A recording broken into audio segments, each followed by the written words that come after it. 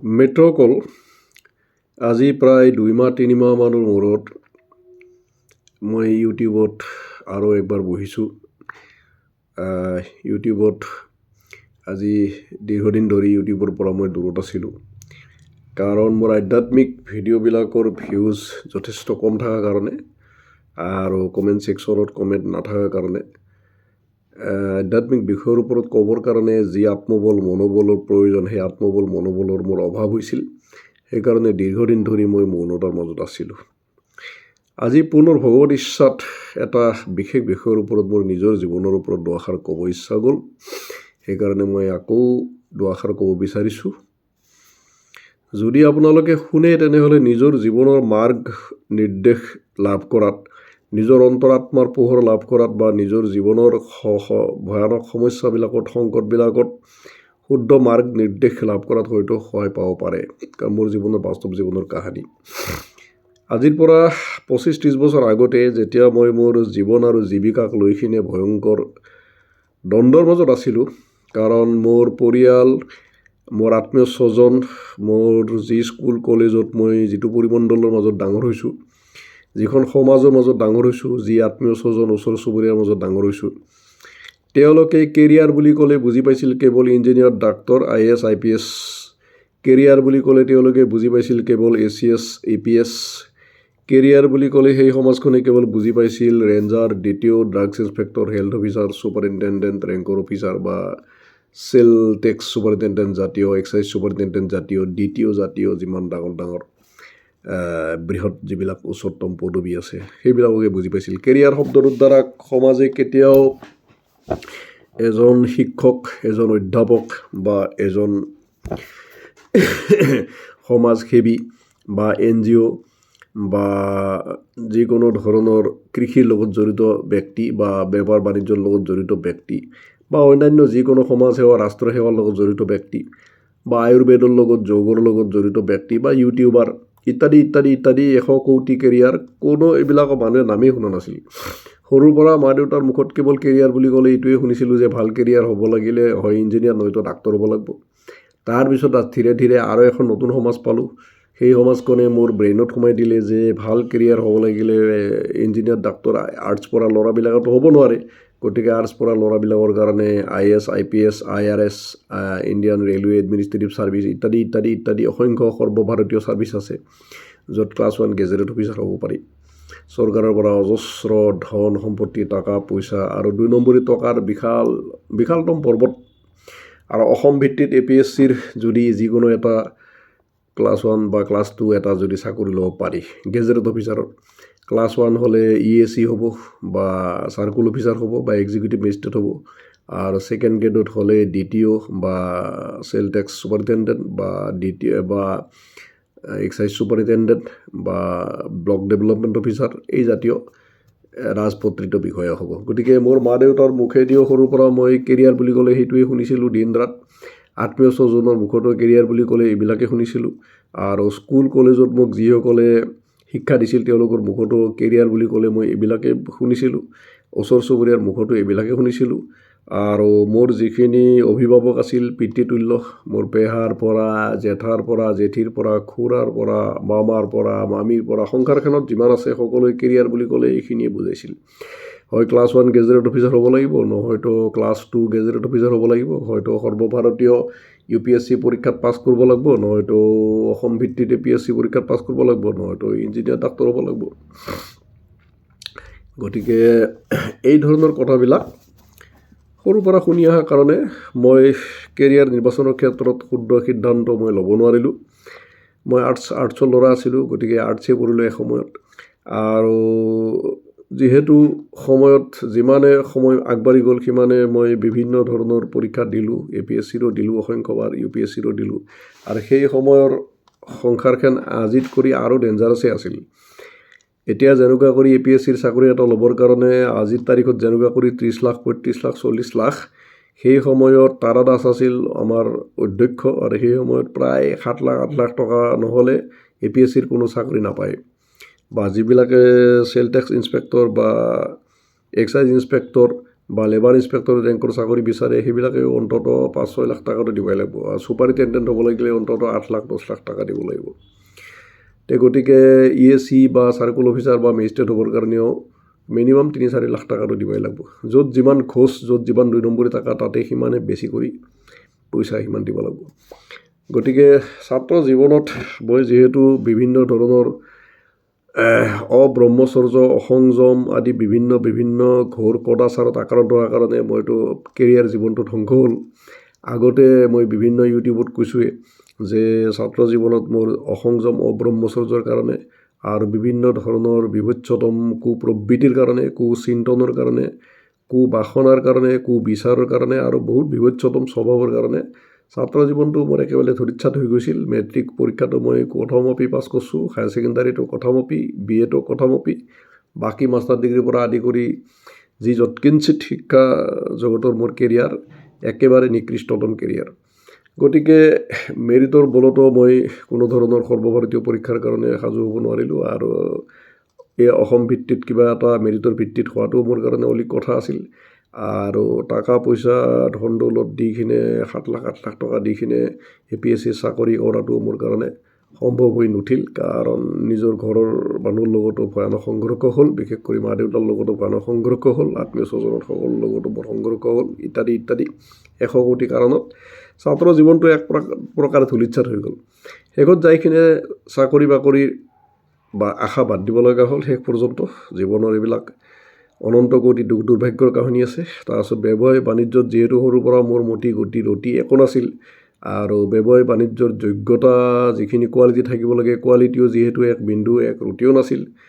ব্যৱসায়ত সফল হ'বৰ কাৰণে মানুহ যি ভয়ানক ধূৰ্ত হ'ব লাগে বা দিনটোৰ 16-17 ঘণ্টা বহি থাকিব পৰা ক্ষমতা দৌৰিব পৰা ক্ষমতা সেইবিলাক মোৰ মাজত একো নাছিল 16 ঘণ্টা দোকানত বহি থাকিব পৰা ক্ষমতাও মোৰ নাছিল বা উপস্থিত বুদ্ধিও নাছিল বা মানুহৰ লগত পাব্লিক ৰিলেশ্যনশ্বিপো মোৰ নাছিল ইত্যাদি সফল ব্যৱসায়ী হ'বৰ কাৰণে যিবিলাক কমাৰ্চিয়েল মেণ্টেলিটি লাগে কমাৰ্চিয়েল মেণ্টেলিটিটো এক বিন্দু এক ৰুটি এক কণাও নাছিল গতিকে ব্যৱসায় বাণিজ্যটো যিখিনি পইচা ইনভেষ্ট কৰিলোঁ গোটেই পইচাটো শেষত পানীত ডুবি ব্যৱসায় বাণিজ্যৰ পৰা লাষ্টত মই নিৰস্ত্ৰ হৈ কিনে ওলাই আহিলোঁ কেইবাটাও ব্যৱসায়ত চূড়ান্তৰূপে হেৰি হ'ল কিন্তু মই সেই সিদ্ধান্তটো মই জীৱনত শুদ্ধ সিদ্ধান্ত এটা মই ল'ব নোৱাৰিলোঁ কোনো জ্যোতিষীয়ে মোক শুদ্ধ সিদ্ধান্ত দিব নোৱাৰিলে কোনো তান্ত্ৰিক কোনো জ্যোতিষী আনকি গুৰু বুলি যাক মানি ল'লোঁ তেওঁলোকেও স্বপ্নযোগে হওক বা বাস্তৱতে হওক গুৰুৱেও মোক শুদ্ধ সিদ্ধান্ত শুদ্ধ মাৰ্গনিৰ্দেশ মোক কৰিব নোৱাৰিলে ঘৰত গোটেই জীৱনটো কেৱল কাজিয়া কৰোঁতে গ'ল কেৰিয়াৰৰ নামত নিজৰ লগত আৰু মা দেউতাৰ লগত গোটেই জীৱনটো সংঘৰ্ষ কৰোঁতেই জীৱনটো গুচি গ'ল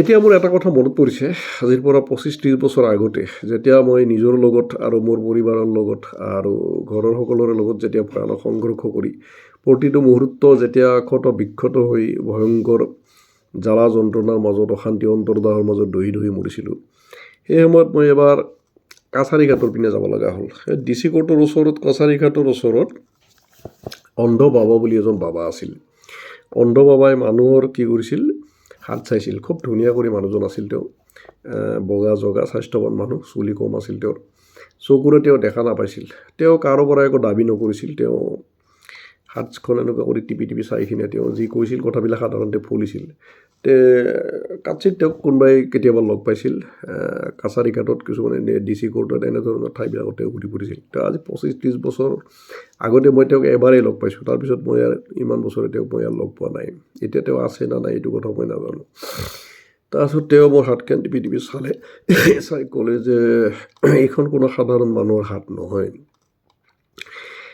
মই ক'লোঁ যে মই চাকৰিক লৈ কিনে ভয়ানক দুশ্চিন্তাত আছোঁ ঘৰৰ মানুহৰ লগতো মোৰ ভয়ংকৰ কাজিয়া লাগি আছে আৰু মোক কোনেও 7 লাখ টকা দি কিনে মোক চাকৰি ল'বৰ কাৰণে ঘৰৰ পৰা মোৰ ছাপৰ্টো নাই আৰু মোৰ যোগ্যতাও নাই আৰু মোৰ মেধাও নাই আৰু ইত্যাদি আৰু মই চৰকাৰৰ প্ৰশাসনীয় বিষয়া হ'ব বিচাৰোঁ ACS ৰেংকৰ APS ৰেংকৰ IAS IPS ৰেংকৰ বা যিকোনো সৰ্বভাৰতীয় বা অসম ভিত্তিত তেতিয়া ক'লে যে এইখন হাত কোনো সাধাৰণ ব্যক্তিৰ হাত নহয় তুমি কোনো সাধাৰণ ল'ৰা নহয় এনেকুৱা ভাৱ হৈছে কোনো দেৱদূতৰ হাত যেন লাগিছে হাতখন আচলতে তোমাৰ জন্ম আচলতে মানুহক পোহৰ দিব জ্ঞানৰ পোহৰ দিবৰ কাৰণেহে হৈছে আচলতে তুমি ইঞ্জিনিয়াৰ ডাক্তৰ IAS IPS হোৱাৰ কাৰণে বা ক্লাছ 1 ক্লাছ 2 ৰাজপত্ৰিত অফিচাৰ হোৱাৰ কাৰণে বা প্ৰশাসনীয় বিষয়া হোৱাৰ কাৰণে যাৰ কাৰণে তুমি দিন ৰাতি দিন কৰি কান্দি আছা, আৰ্তনাদ কৰি আছা, ধৰফৰাই আছা, চটফটাই আছা, দিনে ৰাতি কাজিয়া লাগি ঘৰৰ পৰিৱেশ প্ৰদূষিত কৰি আছা আৰু দিন ৰাতি নিজৰ দেহাটোক কষ্ট দি আছা, মনটোক কষ্ট দি আছা, আত্মাটোক ক্লেশ দি আছা, নিজৰ জীৱনৰ আয়ুস ধ্বংস কৰি আছা, এইবিলাক এটাও কাৰণত তোমাৰ আচলতে পৃথিৱীত জন্ম হোৱা নাই। ঈশ্বৰে তোমাক নিৰ্দিষ্ট কৰি পঠাইছে মানুহৰ অন্তৰাত্মাত পোহৰ দিয়াৰ কাৰণে, জ্ঞান দিয়াৰ কাৰণে। আজিৰ সমাজত বাবা, তোমাক মই বাৰ বাৰ কৈছোঁ, আজিৰ সমাজত ইঞ্জিনিয়াৰ ডাক্তৰৰ অভাৱ নাই। ইঞ্জিনিয়াৰ ডাক্তৰ গছৰ পাতৰ সমান, IAS IPS IRS ইত্যাদি ইত্যাদি ডাঙৰ মেজিষ্ট্ৰেট জাতীয় যিমান বিষয় আছে, যিমান আছে, BDO DTO তুমি যিমান যি কৈ আছা, এওঁলোকে গছৰ পাতৰ দৰে, এওঁলোকে কেৱল সমাজক, দেশক, ৰাষ্ট্ৰক লুণ্ঠন কৰা বাহিৰে আৰু তথাকথিত ব্যৱস্থাটোক গোলামী কৰি কিনে সিহঁতৰ গোলাম ৰূপে মানুহৰ তেজ খাৱাৰ বাহিৰে সিহঁতে দেশৰ সমাজৰ কাৰণে একো কাম কৰা নাই। বৰঞ্চ দিনে ৰাতি সিহঁতে কেৱল লুটিপুটি খায়েই আছে।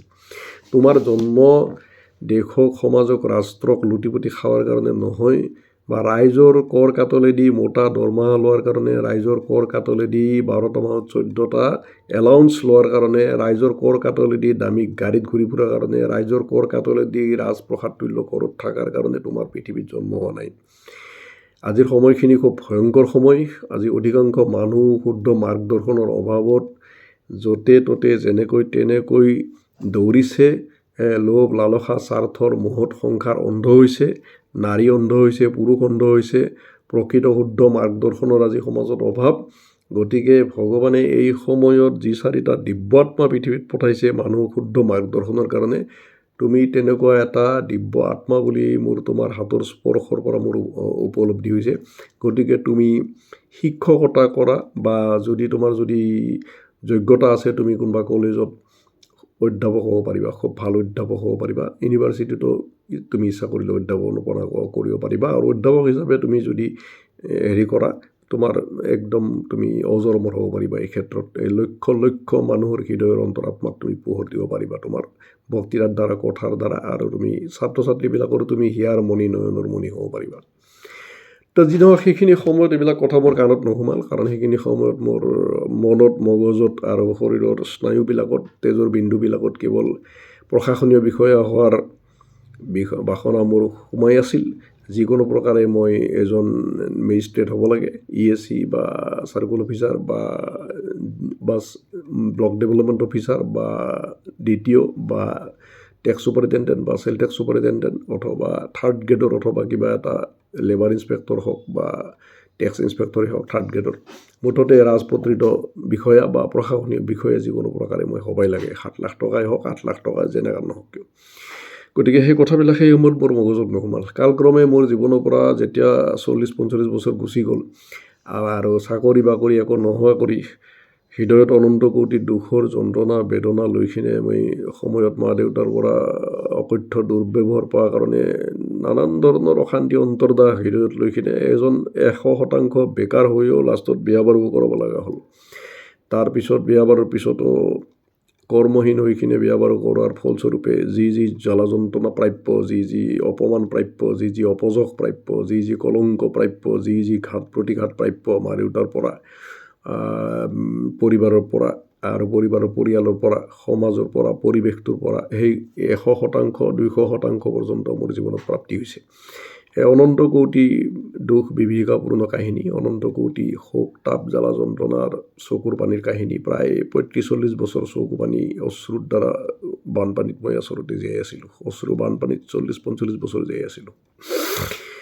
তাৰপিছত সেইবিলাক যেতিয়া গুচি গ'ল, শেষত যাই কিনে কেইবাটাও ব্যৱসায় বাণিজ্যত যেতিয়া চূড়ান্তৰূপে ধাৰাসায় হৈ ব্যৱসায়ো মই বাদ দি দিলোঁ। শেষত লাষ্টত বাদ দি লাষ্টত দেউতাৰ অলপ সামান্য প্ৰপাৰ্টি আছিল, সেইখিনি চলাই মেলি কিবা ৰকমে মোৰ জীৱনটো অতিক্ৰম কৰি দিলোঁ। এটা সন্তানৰ জন্ম হ'ল, পুত্ৰ সন্তান। আধ্যাত্মিক অধ্যয়নবিলাক আগতে যেনেকৈ চলি আছিল, বিয়াৰ পিছতো তেনেকুৱা কৰি পূৰ্ণ উদ্যমত আধ্যাত্মিক অধ্যয়নবিলাক চলি থাকিল। দিন আধ্যাত্মিকতাৰ অতল গভীৰলৈকে সোমাই গ'লোঁ। গুৰু কৰ্মবিলাক দিন অলপ কৰি বাঢ়ি গ'ল। জীৱনত অহা ভয়ংকৰ সন্ত্ৰাসবিলাক, বিভীষিকাবিলাক ধীৰে কমি আহিল। ধীৰে অন্তৰাত্মাৰ মাজত পোহৰ বাঢ়ি আহিল।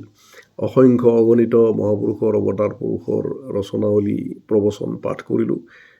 ইউটিউবৰ মাজেৰে আৰু লক্ষ লক্ষ দিব্য সন্তৰ লগত লক্ষ লক্ষ দিব্য মহাপুৰুষৰ লগত অৱতাৰ পুৰুষৰ লগত পৰিচয় হ'লোঁ, তেওঁলোকৰ বাণীৰ লগত পৰিচয় হ'লোঁ। জংঘলত থকা সন্তসকলৰ বাণীৰ লগত পৰিচয় হ'লোঁ। সন্ত সেৱা মহাযজ্ঞৰ লগত ঘনিষ্ঠৰূপে যুক্ত হ'লোঁ। তাৰ উপৰি দেশী গাইৰ অনাদি অনন্ত মহিমাবিলাক গম পালোঁ। গৌ ৰক্ষা আন্দোলনৰ লগত যুক্ত হ'লোঁ, গৌ সেৱাৰ লগত যুক্ত হ'লোঁ, পঞ্চগব্য আন্দোলনৰ লগত যুক্ত হ'লোঁ, গৌ সেৱাত বৃহত্তম যোগদান কৰিলোঁ, কৰোণা ধাৰাত বৃহত্তম যোগদান কৰিলোঁ, মুষ্টি ভিক্ষাৰ সদস্য হৈ তাতেও বৃহত্তম সেৱা কৰিলোঁ। নাৰায়ণ সেৱা সংস্থানৰ মাজেৰে বিকলাংগসকলৰ বৃহত্তম সেৱা কৰিলোঁ। তাৰোপৰি বৰপেটাৰ সমাজসেৱী কলীয়া বাবা অনুষ্ঠানটোৰ মাজেৰেও বহুত সমাজ সেৱা কৰিলোঁ। ইয়াতে গুৱাহাটীতো অসংখ্য ধৰণৰ সমাজ সেৱা কৰিলোঁ। তাৰোপৰি পিছত লোহিত নাথ আহিল, লোহিত নাথৰ লগত বৃন্দাবন বৃদ্ধাশ্ৰমৰ মাজেৰেও বিভিন্ন ধৰণৰ সমাজ সেৱামূলক কামত লিপ্ত হ'লোঁ। তাৰপিছত অন্য এক যাত্ৰা আহিল, অন্য এক যাত্ৰা লোহিত নাথ সঞ্চালক, তেওঁৰ লগতো গোটেই অসমত বিভিন্ন দুৰ্গম গাঁওবিলাকত ঘূৰি ঘূৰি ঘূৰি ঘূৰি বহুত অসাধ্য ৰোগত কষ্ট খাই থকা বিকলাংগ দিব্যাংগ পৰিয়ালবিলাকৰ হুইল চেয়াৰ দান কৰা, তেওঁলোকক বিচনা পাতি কাপোৰ পত্ৰ ইত্যাদি ইত্যাদি তেওঁলোকক সেৱা কৰা কামত লিপ্ত হ'লোঁ। ইয়াৰ বাহিৰেও অসংখ্য সমাজ সেৱা অনুষ্ঠানৰ লগত লিপ্ত হ'লোঁ, অসংখ্য চকু অপাৰেশ্যনৰ পৰা আদি কৰি গৌ হস্পিটালত মানে বিশিষ্ট সহযোগৰ পৰা গৌচৰণ ভূমি দান কৰাৰ পৰা আদি কৰি অসংখ্য সমাজ সেৱামূলক, ৰাষ্ট্ৰ সেৱামূলক, মানৱ সেৱামূলক, জীৱ জন্তু সেৱামূলক অনুষ্ঠানৰ লগত লিপ্ত হ'লোঁ। আৰু পূৰ্বজন্মৰ যিবিলাক দুষ্কৰ্মৰ ফলস্বৰূপে জীৱনকালত অসীম কষ্ট পাব লগা হ'ল, কৰ্মহীনতাৰ কাৰণে হওক বা মোৰ পৰিবাৰৰ লগত মনোমালিন্যৰ কাৰণে হওক, মা দেউতাৰ লগত হোৱা ভয়ংকৰ সংঘৰ্ষৰ কাৰণেই হওক, বা মোৰ নিজৰ শৰীৰটোৰ পৰা পোৱা কষ্টবিলাকৰ কাৰণেই হওক, বা মোৰ মা গোটেই জীৱনটো শাৰীৰিক কষ্ট ভোগ কৰাৰ কাৰণে হওক, বা দেউতায়ো জীৱনত শেষৰ ৩-৪ বছৰ অপাৰ শাৰীৰিক কষ্ট ভোগ কৰা দৃশ্য মই নিজে দেখা পোৱাৰ কাৰণেই হওক, বা মোৰ ভণ্টিৰ শাৰীৰিক ক্লেশৰ পৰা পোৱা যন্ত্ৰণাবিলাকৰ কাৰণেই হওক, আৰু মোৰ নিজৰ জীৱনত মই যিখিনি কুকৰ্ম অপকৰ্ম সংযম ব্ৰহ্মচৰ্যৰ অভাৱত যিখিনি কষ্ট জ্বালা যন্ত্ৰণা যিখিনি পালোঁ তাৰ কাৰণেই হওক, এই কৰ্মবিলাকৰ প্ৰায়শ্চিত্তৰ কাৰণে আগৰ জন্মৰ ভয়ানক দুষ্কৰ্মবিলাকৰ প্ৰভাৱত যিখিনি দুৰ্ভাগ্য মোৰ জীৱনত আহিল, কিছুমান দুৰ্ভাগ্য আহিল মোৰ কুচৰিত্ৰ অচৰিত্ৰ অপকৰ্মৰ ওপৰত, কুপ্ৰবৃত্তিৰ ওপৰত, উগ্ৰ বাসনাৰ ওপৰত, উগ্ৰ প্ৰবৃত্তিৰ ওপৰত, পৰিবাৰৰ লগত মনোমালিন্যৰ ওপৰত, মা দেউতাৰ লগত মনোমালিন্যৰ ওপৰত, কৰ্মহীনতাৰ ওপৰত, ব্যৱসায় বাণিজ্যত ভয়ংকৰ অধপতনৰ ওপৰত, আৰু ওচৰ চুবুৰীয়াৰ লগত আত্মীয় স্বজনৰ লগত মোৰ সংঘৰ্ষৰ ওপৰত ইত্যাদি বিভিন্ন কাৰণত। সেই সকলোৰে প্ৰায়শ্চিত্তৰ কাৰণে জীৱনব্যাপী বিভিন্ন সমাজ সেৱা মানৱ সেৱা কৰিলোঁ। গুৰুই যি নাম মন্ত্ৰ দিছিল নাম মন্ত্ৰ সেৱা কৰিলোঁ। আৰু আমাৰ যি অযাচক আশ্ৰম গুৱাহাটীত প্ৰতিষ্ঠিত হ'ল, অযাচক আশ্ৰমতো মই মহাদান কৰি বিশিষ্ট সেৱা সৌভাগ্যপ্ৰাপ্ত কৰিলোঁ। সন্ত সেৱা, গৌ সেৱা, গুৰু সেৱা আদি 100 কোটি সেৱাৰ মাজেৰে মই শেষত মোৰ পূৰ্বজন্মৰ বহু দুষ্কৰ্ম খণ্ডন কৰি বহু দুষ্কৰ্মৰ প্ৰায়শ্চিত্তৰ মহাসাগৰ পাৰ হৈ আজিৰ এটা শান্তিপূৰ্ণ অৱস্থা, শান্তিপূৰ্ণ পৰিস্থিতিলৈকে ক্ৰমাগতভাৱে আহি আছোঁ। অন্তৰাত্মাৰ মাজত ক্ৰমাগতভাৱে শান্তি, তৃপ্তি, আনন্দ আৰু পোহৰ আস্তে আস্তে ধীৰে পাই আহিছোঁ। অসংখ্য ব্যক্তিক শান্তিৰ পোহৰত, জ্ঞানৰ পোহৰ, প্ৰজ্ঞাৰ পোহৰ বিলাবৰ কাৰণে চেষ্টা কৰি আহিছোঁ, ইউটিউবৰ মাজেৰে, আধ্যাত্মিক ব্যাখ্যানবিলাকৰ মাজেৰে আৰু ফেচবুকৰ মাজেৰে। কিন্তু এই কথাখিনি যদি মোক আজিৰ পৰা 25-30 বছৰ আগতে হয় গুৰু, নহয়তো কোনোবা সন্ত, নহয়তো কোনোবা জ্যোতিষী বা কোনোবা তান্ত্ৰিকে যদি ক'ব পাৰিলে হয় যে তুমি শিক্ষকতা কৰা, তুমি শিক্ষক হ'বৰ কাৰণেহে, অধ্যাপক হ'বৰ কাৰণেহে, এজন জ্ঞানৰ পোহৰ দিবৰ কাৰণেহে তুমি পৃথিৱীত আহিছা, তুমি ইঞ্জিনিয়াৰ, ডাক্তৰ, IAS, IPS প্ৰশাসনীয় বিষয়া হ'বৰ কাৰণে পৃথিৱীত অহা নাই, মানুহৰ অন্তৰাত্মাত জ্ঞানৰ পোহৰ দিবৰ কাৰণেহে তুমি আহিছা। এই কথা আগতে মোক গুৰুদেৱে যদি ক'লে হয়, বা স্বপ্নযোগে কোনোবা দিব্যসন্ত মহাত্মাই যদি ক'লে হয়, বা কোনোবা জ্যোতিষী বা কোনোবা হাত চোৱা ব্যক্তি বা কোনোবা তন্ত্ৰ মান্ত্ৰিক কোনোবা এনেধৰণৰ ব্যক্তিয়ে যদি ক'লে হয়, কাৰণ অসংখ্য জ্যোতিষীৰ দ্বাৰা মই কুণ্ডলী চোৱাইছোঁ, অসংখ্য তান্ত্ৰিকে মই ওচৰত গৈছোঁ, তেনেহ'লে হয়তো জীৱনৰ গতি হয়তো আজিৰ পৰা 30-40 বছৰ আগতে হয়তো পৰিৱৰ্তন হৈ গ'লে হয়।